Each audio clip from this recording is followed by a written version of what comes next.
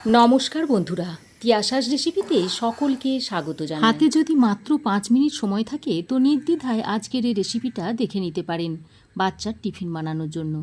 মাত্র অল্প একটু আটা আর ডিম দিয়ে খুব সহজে কিন্তু রেসিপিটা বানিয়ে নেওয়া যায়। আর এর মধ্যে অল্প একটু সবজি দিলে কিন্তু বাচ্চাদের পক্ষে হেলদি হবে।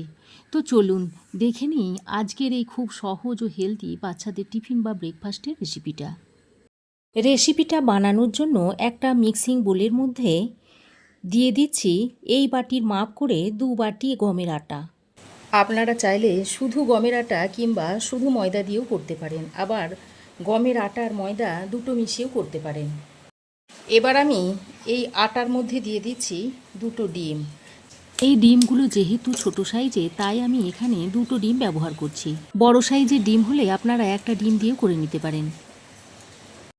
ডিম ভেঙে নেওয়ার পর এর মধ্যে দিয়ে দিচ্ছি স্বাদ মতো নুন। এবার ডিম, নুন আর আটাটাকে একটু ভালো করে মিশিয়ে নিচ্ছি। এবার আমি এর মধ্যে নর্মাল জল দিয়ে একটা ব্যাটার তৈরি করে নেব। আমি কিন্তু এখানে কোনো রকম গরম জল ব্যবহার করিনি, একেবারে রুম টেম্পারেচারে থাকা জলটাই ব্যবহার করেছি। ডিনারে কিংবা সকালবেলা ঘুম থেকে উঠে ব্রেকফাস্টে কি বানাবো না ভেবে এই রকম অল্প একটু আটা আর ডিম দিয়ে বানিয়ে নিতে পারেন, আর খুব সহজে এটা তৈরি হয়ে যায়। এমনভাবেই মিশ্রণটা তৈরি করতে হবে, খেয়াল রাখতে হবে যেন কোথাও একটুও দলা পাকিয়ে না থাকে। একবারে স্মুথ একটা ব্যাটার তৈরি করে নিতে হবে। দেখুন, প্রথমে আমি ডিম, নুন আর জল দিয়ে বেশ ভালো করে মিশিয়ে নিয়েছি। এবার আমি এর মধ্যে কিছু সবজি অ্যাড করে দেব। দিয়ে দিচ্ছি একটা মিডিয়াম সাইজের কুচনো পেঁয়াজ, আর এর মধ্যে সবজিগুলোকে খুব মিহি করে কুচিয়ে দেবেন, তাহলে খুব তাড়াতাড়ি কুক হয়ে যাবে। দিয়ে দিচ্ছি একটা মিডিয়াম সাইজের কুচনো টমেটো। টমেটোর ভিতরের বীজের অংশটা ফেলে দিয়ে আমি খোসার অংশটা নিয়ে মিহি করে কুচিয়ে নিয়েছি।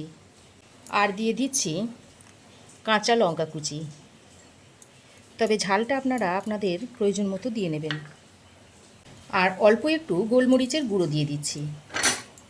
এবার সবজিগুলোকে দিয়ে আবারও এর সঙ্গে ভালো করে মিশিয়ে নিতে হবে। দেখুন, মনে হচ্ছে ব্যাটারটা একটু গাঢ় হয়ে গেছে, তাই আমি আরও অল্প পরিমাণে একটু জল দিয়ে দিচ্ছি। তারপর আবারও একবার সব কিছুকে ভালো করে মিশিয়ে নিচ্ছি। দেখুন, ব্যাটারের ঘনত্বটা ঠিক এই রকম রাখতে হবে, খুব পাতলাও হবে না আবার খুব গাঢ়ও হবে না। তো দেখুন, ব্যাটার আমি রেডি করে নিয়েছি। এবার আমি একটা ফ্রাই প্যান বেশ ভালো করে গরম করে নিয়েছি। তারপর এর মধ্যে অল্প একটু তেল দিয়ে দিচ্ছি, সাদা তেল দিয়ে দিলাম। তারপর এই তেলটাকে ফ্রাই প্যানের গায়ে এইভাবে স্প্রেড করে দিতে হবে। তারপর এই যে ব্যাটারটা তৈরি করে রেখেছিলাম, এই ব্যাটারের মধ্যে থেকে হাতায় করে নিয়ে ফ্রাই প্যানে এরকম দিয়ে দিচ্ছি। তারপর এইভাবে একটু ছড়িয়ে দিতে হবে।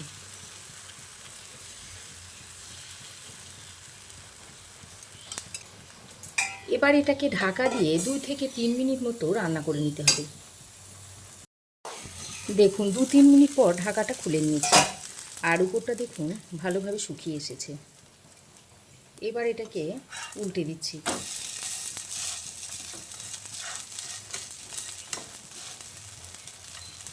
আমার 2-3 মিনিট সময় লেগেছে বলে আপনাদেরও লাগবে তা নয়, আপনাদের হয়তো বেশিও লাগতে পারে সময়টা। এটা গ্যাসের ফ্লেমের উপর অনেকটা নির্ভর করে। দেখুন, উল্টে পাল্টে 2 পিঠ ভালো করে ভেজে নিয়েছি। এবার এটাকে তুলে নিচ্ছি। দেখুন, একটা নাস্তা তৈরি হয়ে গেল। ওই একইভাবে আমি আরও একটা দিয়ে দিচ্ছি। এইভাবে একটু গোল করে দেবেন। আবারও ঢাকা দিয়ে 2-3 মিনিটের জন্য রান্না করে নেব। আবারও 2 মিনিট পর ঢাকাটা খুলে নিয়েছি, আর এটাকে এইভাবে উল্টে দিচ্ছি। তবে এটা যদি ননস্টিক প্যানে করেন তাহলে বারবার তেল দেওয়ার প্রয়োজন নেই। লোহার তাওয়াতে করলে মাঝে মাঝে তেল দিয়ে নিতে হবে। দেখুন আরও একটা নাস্তা তৈরি হয়ে গেছে, এটাকে এবার তুলে নিচ্ছি। দেখুন বন্ধুরা, আমি একইভাবে আরও কয়েকটা নাস্তা তৈরি করে নিচ্ছি। ব্যাটারটা দিয়ে আবারও ঢাকা দিয়ে দিচ্ছি। আর এই সময় গ্যাসের ফ্লেমটাকে লো টু মিডিয়ামে রেখে দেবেন। দেখতেই পাচ্ছেন বন্ধুরা, আমি এখানে খুব কম তেল ব্যবহার করে করছি, তাই এইভাবে যদি ঢাকা দিয়ে দিয়ে করেন তাহলে সবজিগুলো খুব ভালোভাবে সেদ্ধ হয়ে যাবে আর কাঁচা থাকবে না। আর এটা শুধুমাত্র গমের আটা দিয়ে তৈরি করছি, তাই এটা খুবই স্বাস্থ্যকর হবে। আর যারা তেল কম খান আর ডায়েট করছেন তারা এই রেসিপিটা ফলো করতে পারেন।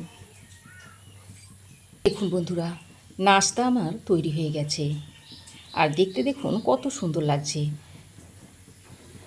দেখুন মাত্র কয়েকটা উপকরণ দিয়ে এত সুন্দর নাস্তা বা টিফিন তৈরি হয়ে যায়, না দেখলে বিশ্বাসই হবে না।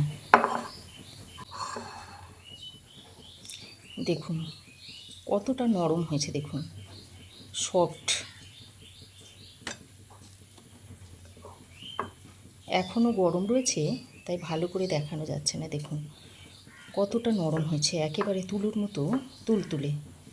দেখুন যেভাবেই আপনি ফোল্ড করবেন সেভাবেই ফোল্ড করা যাবে।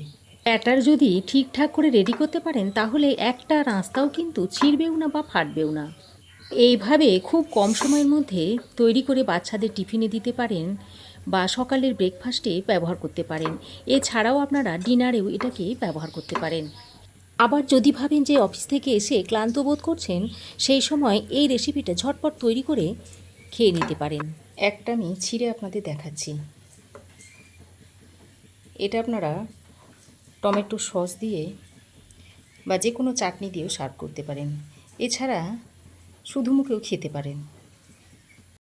আমার এই আজকের রেসিপি যদি আপনাদের ভালো লাগে অবশ্যই একটা লাইক করবেন, কমেন্ট করবেন আর বেশি বেশি শেয়ার করবেন। পাশে থাকা বেল আইকনটা অবশ্যই প্রেস করে দেবেন, তাহলে আমি যখনই কোনো নতুন ভিডিও আপলোড দেব সর্বপ্রথম নোটিফিকেশন আপনার কাছে গিয়ে পৌঁছাবে। আর চ্যানেলে যদি নতুন হয়ে থাকেন তো চ্যানেলটাকে সাবস্ক্রাইব করে চ্যানেলটির পাশে থাকবেন। আজ এ পর্যন্তই, আবার দেখা হবে নতুন কোনো রেসিপি নিয়ে নেক্সট এপিসোডে। সে পর্যন্ত ভালো থাকবেন, সুস্থ থাকবেন। ধন্যবাদ।